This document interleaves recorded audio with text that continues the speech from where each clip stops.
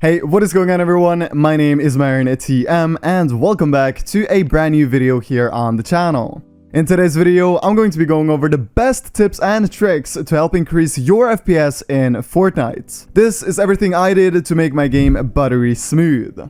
Before we get into that, 53% of you guys watching are not subscribed, and if you enjoy the content, consider subscribing. And as you know, for every 1,000 supporters we get on code MarinTM, I'll be coaching one of you guys for a full tournament session. With all of that said, let's aim for 5,000 likes and let's get into today's episode. Starting this FPS boost video off, it's only natural we start in Fortnite with the best video settings. Here, I'll give you the absolute best settings for smooth FPS, so let's get into it. First, we have window mode, and this is arguably one of the most important settings. So put this to full screen. If you have this at either windowed full screen or just windowed, you'll feel a lot of input delay, simply because Fortnite won't have full control over the screen output. Resolution is also incredibly important for performance. And if you have an old PC or a not so great PC, putting down your resolution to 1600x900 will have a very positive impact on your FPS. But it will look slightly worse, and it will take some time for you to get used to the look. However, I like to keep it at 1920x1080 as I have a pretty good computer. Frame rate limit doesn't matter as long as you have it capped at something. It's very important that you don't have this setting put to unlimited, as that can cause FPS stutters and crashes. Most people say you need to cap your FPS to your monitor's hertz. But from personal experience, when I had a 144Hz monitor, my game felt way smoother with a 240 FPS cap on my game. Brightness, user interface contrast, colorblind mode, and colorblind strength won't impact our FPS at all, so I won't talk about these settings in this video.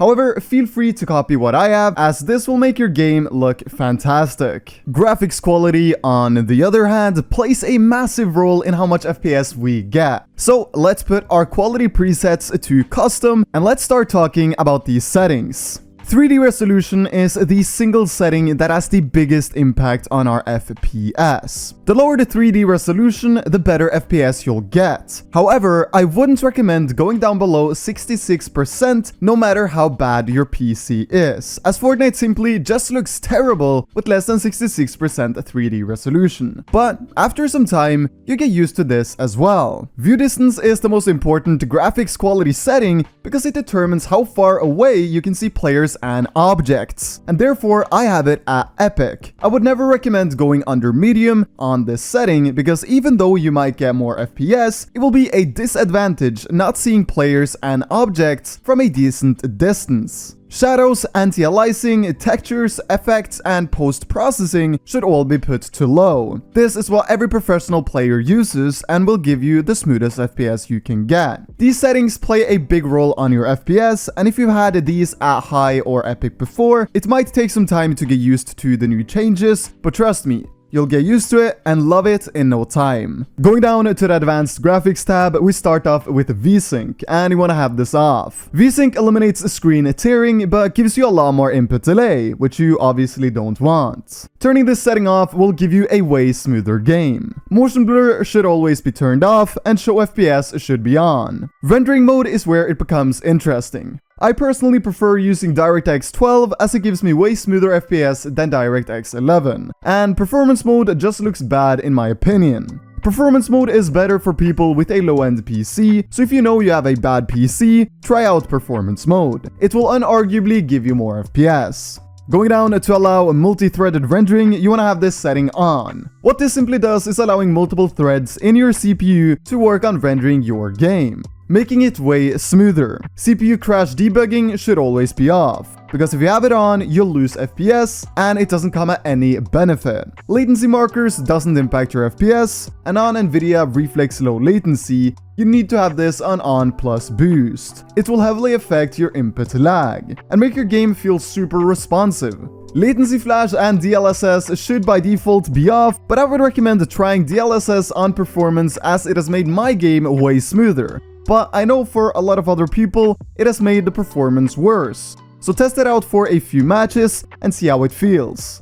Ray tracing should obviously be off. Moving on to the last in-game setting for this video, we gotta talk about replays. Because even though replays can come in handy because of VOD reviewing, it unfortunately comes at a performance cost. If you want the least amount of input delay and the smoothest possible FPS, turn replays, team replays, and creative mode replays completely off. And trust me, you'll feel a massive difference. So now that we're done with Fortnite, we're going to make a few PC changes that will drastically help improve overall smoothness both in-game and out. Starting off, you want to right-click your taskbar and head over to Startup. Here, you want to right-click on all of the programs you don't use and select Disable.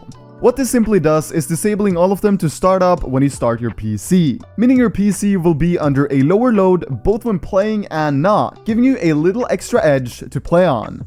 Secondly, you want to make sure your disks are not too full. If you see that your hard drive is super full, it's not that weird that your PC is running slowly and your FPS and performance is bad.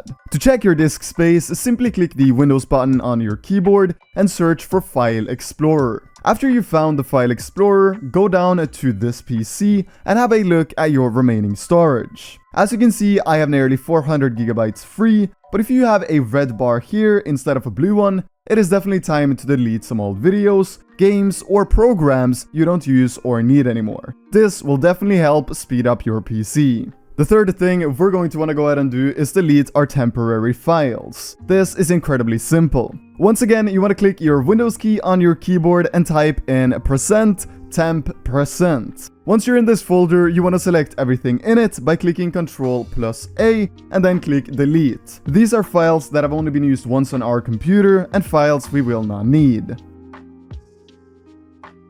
The final thing we want to go ahead and do is search for disk cleanup. Click enter and this box should pop up. When we're here, we want to make sure to select downloaded program files, temporary internet files, temporary files, and thumbnails. Once all of these are highlighted, click Clean Up System Files and select OK. That is going to be it for today's video, and I want to mention that all of the tips I have showed you in today's video cannot at all harm your PC. I've seen a lot of these FPS videos where people start overclocking everything their viewers have in their PCs, but I chose to keep it simple, safe, and reliable. And with everything I have said in today's video, your game should not only be smoother, but also more consistent, meaning it will crash way less. I hope you guys found this video both enjoyable and helpful. My name is Wimern at TM. Stay safe and take care.